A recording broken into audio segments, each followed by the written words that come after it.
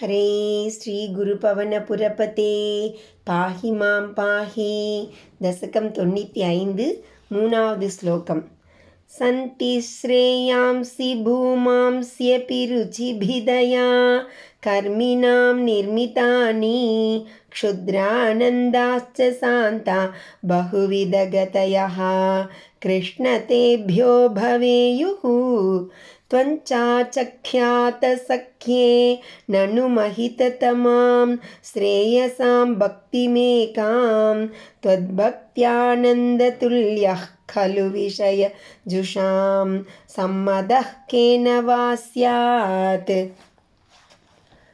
सन्ति श्रेयांसि भूमांसि अपि रुचिभिदया कर्मिणां निर्मितानि क्षुद्र आनन्दाः च स अन्ताः बहुविधगतयः कृष्ण तेभ्यः भवेयुः त्वं च आचख्यात सख्ये ननु महिततमां श्रेयसां भक्तिम् एकां त्वत् भक्ति आनन्दतुल्यः खलु विषयजुषां सम्मदः केन வா ஸ்யாத்.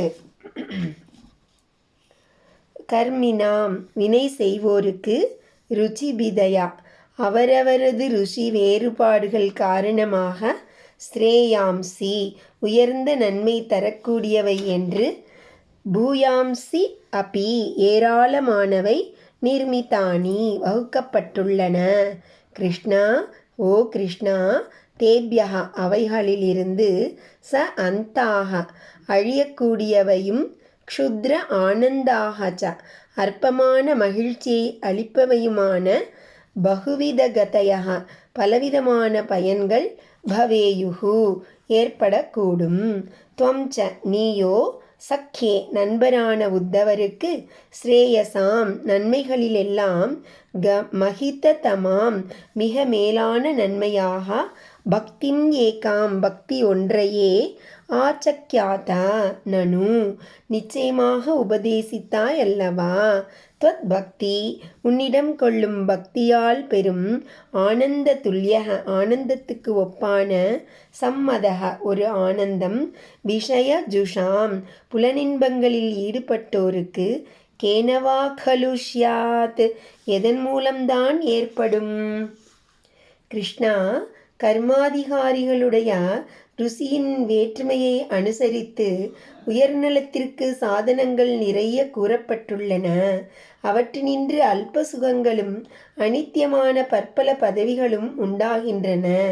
என்றாலும் பக்தி ஒன்றே எல்லா மார்க்கங்களிலும் உத்தமம் என்று நீர் உமது தோழரான உத்தவருக்கு உபதேசித்திருக்கிறீர். விஷய சுகத்தை நாடுபவர்களுக்கு பக்தியால் உண்டாகும் பேரானந்தத்திற்கு சமமான ஆனந்தம் எப்படி கிட்டும்?